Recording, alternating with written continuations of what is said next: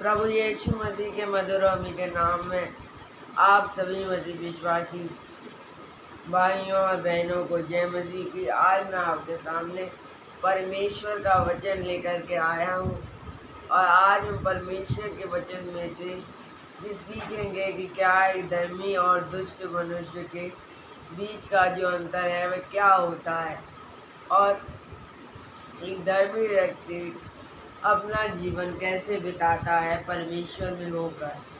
और basically Bible में उन धर्मी व्यक्ति उन्हें कहा गया है जो परमेश्वर का भय मानते हैं और बुरे व्यक्ति उन्हें कहा गया है जो परमेश्वर का भय नहीं मानते और बुरे ही कामों में लगे हुए हैं। तो एक धर्मी और दुष्ट मनुष्य के बीच का अंतर समझने के लिए मैं चाहूँगा आप अपनी बाइबल खोलें और अपनी बाइबल में से निकाल लें भजन संहिता उसका पहला भाग और उसका पहला अध्याय।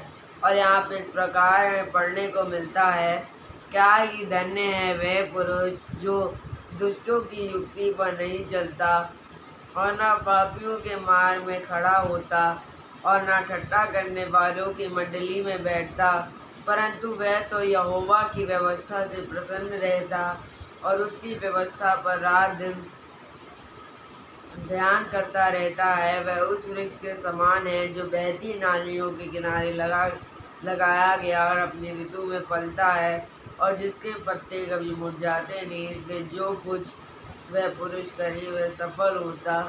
दुष्ट लोग ऐसे नहीं होते, वह उस भूसी के समान होते हैं जो पवन से उड़ाई जाती। इस कारण दुष्ट लोग अदालत में स्थिर न रह सकेंगे और न पापी धर्मियों की मंडली में ठहरेंगे, क्योंकि यहोवा धर्मियों का मार्ग जानता है और परंतु दुष्टों का मार्ग नाश हो जाएगा।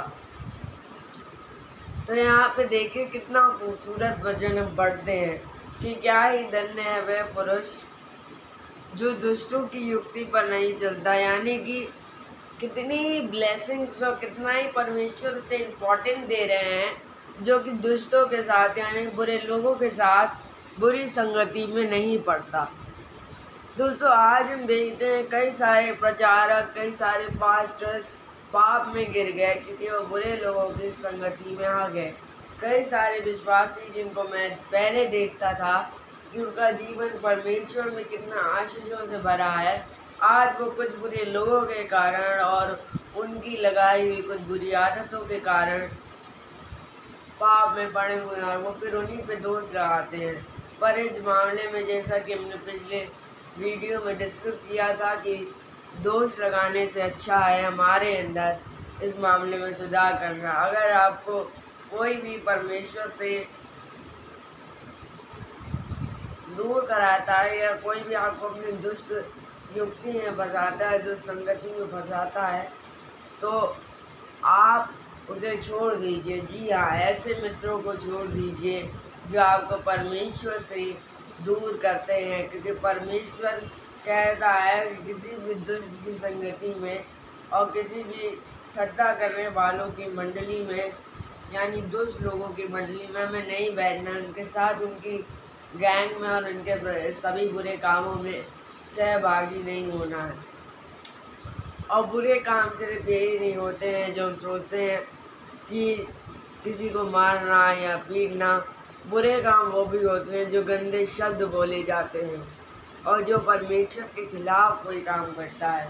अगर ऐसे कोई काम करने वाला आपकी नज़र में है तो उसको छोड़ दीजिए, क्योंकि इससे आप परमेश्वर के वचन में बढ़ेंगे और इससे आपको परमेश्वर के वचन में कुछ सीखने को मिलेगा। और आगे लिखा है, परंतु वह यहोवा की व्यवस्था से प्रसन्न रहता है। यानी परमेश्वर यहोवा की व्यवस्था से, यानी व्यवस्था क्या है? व्यवस्था एक ऐसी चीज़ है जिसमें कुछ नियम और कुछ कायदे हमें बताए जाते हैं और वो व्यवस्था हमारे लिए ये है।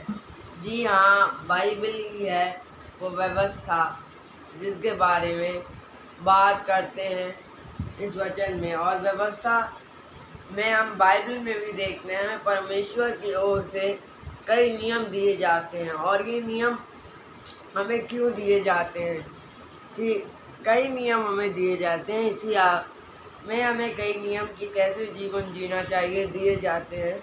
वो इसलिए हैं ताकि हम परमेश्वर की आशीषों को पा सकें और उसकी शांति में आ सके, क्योंकि परमेश्वर को ऐसे लोग अत्यंत भाते हैं जो उसकी व्यवस्था पर रात दिन ध्यान करते हैं, और परमेश्वर ऐसो ही को आशीष देता है। और ये नियम हमारी ज़िंदगी को सुधारने के लिए और हमें एक अच्छा व्यक्ति और परमेश्वर की व्यवस्था पर चलने वाला व्यक्ति बनाते हैं, और उसकी व्यवस्था पर रात दिन ध्यान करता रहता है। यानी जो इस वचन पर ध्यान करता है, ध्यान दीजिए, ध्यान करने का मतलब तो पूर्ण रूप से अपना मन लगाना है। कितने लोग जब बाइबल पढ़ते हैं तो जब तक उसे उसका अर्थ समझ नहीं आ जाता, जब तक वो जान नहीं लेते कि परमेश्वर उनसे क्या बातचीत करने वाला है, तब तक वो बाइबल पढ़ के ख़त्म नहीं करते। मैं जानता हूँ बहुत कम लोग ही ऐसे होंगे जो ऐसा करते होंगे। बाइबल में कोई वचन बहुत गहरे वचन है, बहुत गहरी डीप स्टडी है बाइबल में। तो हम इन्हीं डीप स्टडी के बारे में अगले वीडियो में बात करेंगे और बाइबल की कुछ ऐसी रहस्यों को डिकोड करेंगे। बट आप उन बातों को, आप परमेश्वर की व्यवस्था की, परमेश्वर की उन अच्छी बातों को तभी समझ सकते हैं जब आपके जीवन में अच्छाई हो, जब आपके जीवन में किसी दुष्ट व्यक्ति का इन्वॉल्वमेंट ना हो, जब आपके जीवन में परमेश्वर के वचन का ज्ञान हो, और ये होना बहुत ज़रूरी है।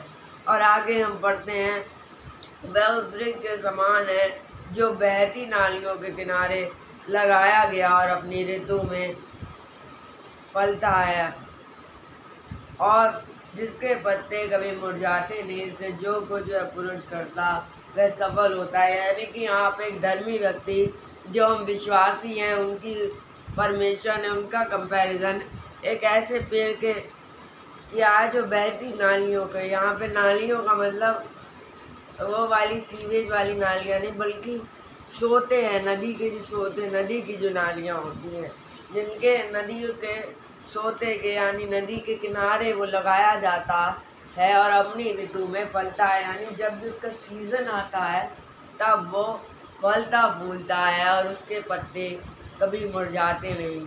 यानी कि परमेश्वर हमको हर बुराई से बचाए रखते हैं, और वृक्ष के समान हम पनपते हैं, और उस वृक्ष के समान हमें पनपना बहुत ज़रूरी है, और उस वृक्ष के समान हम इसी से पनप सकते हैं। और यही है वो जो हमें परमेश्वर की व्यवस्था का ज्ञान देती है, और यही है वो जो हमें परमेश्वर के बारे में कुछ सिखाती है। यही है वो पवित्र बाइबल। और जो परमेश्वर की व्यवस्था को मानता वह उस वृक्ष के समान है जो बहती नालियों के किनारे लगाया गया, और अपना उसका जब ऋतु आती है, सीज़न आता है, उसमें फल जाता है। यानी कि मौका पड़ने पर हम लोगों के सामने एक बहुत अच्छा उदाहरण बन सकते हैं, और अपनी ऋतु में फलता है, जिससे पत्ते कभी मुरझाते नहीं। यानी कि हमारी आशा कभी टूटती नहीं है, और परमेश्वर हर समय अपने लोगों को बचाता है।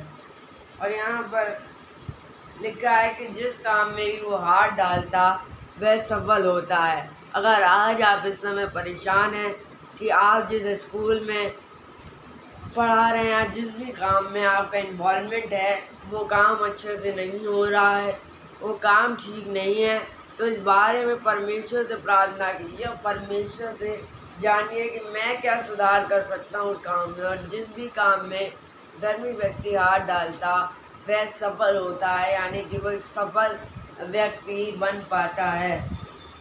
और यहाँ पर लिखा है, दुष्ट लोग ऐसे नहीं होते, वह भूसी के समान है जो पवन से उड़ाई जाती है। यानी भूसी आप जानते हैं, उड़ाई जाती तो बिल्कुल बिखर जाती, तितर बितर हो जाती। तो दुष्ट लोग भी ऐसे ही होते हैं, इसीलिए वह अदालत में से ना रह सकेंगे। वह अदालत में, यानी कि जब उनका न्याय होगा, यहाँ पे दुनियावी कोर्ट की बात नहीं हो रही है, यहाँ पे बात हो रही है न्याय के दिन की, यानी कि डे ऑफ जजमेंट की, जिसमें यीशु मसीह खुद हम सबका न्याय करने आएंगे और उस दिन दुष्ट लोग इससे ना रह सकेंगे और ना धर्मियों की मंडली में बैठ सकेंगे, क्योंकि ना ही धर्मी दुष्टों की मंडली में बैठता है और दुष्ट भी चाह कर भी धर्मियों के साथ नहीं रह सकेंगे। और अगर आज भी आपके जीवन में कोई पाप है और आप ऐसा धर्मी जीवन व्यतीत नहीं कर रहे हैं, तो अभी भी बहुत समय है मेरे भाइयों। आपके पास समय है बाइबल को पढ़ने का, समय है परमेश्वर की अच्छाइयों को जानने का। बाइबल को पढ़ने का ही नहीं, बल्कि उसमें लिखी बातों को मनन करने का और मानने का। और लिखा है, क्योंकि यहोवा धर्मियों का मार्ग जानता है, परंतु दुष्टों का मार्ग नाश हो जाएगा। यानी कि दुष्ट कभी भी सफल नहीं होते हैं। तो आज हम एक छोटी सी प्रार्थना करते हैं, इस वचन को यहीं पर जो है वो ख़त्म करते हैं। आइए हम प्रार्थना करें। धन्यवाद धन्यवाद धन्यवाद मेरे प्यारे परमेश्वर, मैं आपका धन्यवाद देता हूँ कि आपने हमको जीवित वचन से कुछ सिखाया प्रभु जी, और आपके धर्मी जन की प्रभु जी बातों की गहराइयों को आपने हमें सिखाया और बताया है। पिता परमेश्वर, इस वचन को मानने वाले हो सके और आज इस वीडियो को देखने वाले एक एक व्यक्ति के जीवनों में ऐसा ही सुधार हो। और अगर हम आप कोई भी व्यूवर इस परेशानी में है, बीमारियों में है या दुखों में है, कुछ बीमारियों और दुखों से निजात दिलाइए, ये विनती हमने उद्धार करता तो वो यीशु मसीह के नाम मांगता हूँ। तो इस वीडियो को अंततः देखने के लिए आप सभी का बहुत बहुत धन्यवाद। ऐसे वीडियो से जुड़े रहने के लिए हमारे चैनल को सब्सक्राइब कीजिए और हमारे इस वीडियो को अपने परिवार के साथ साझा कीजिए। आप सभी को जय मसीह।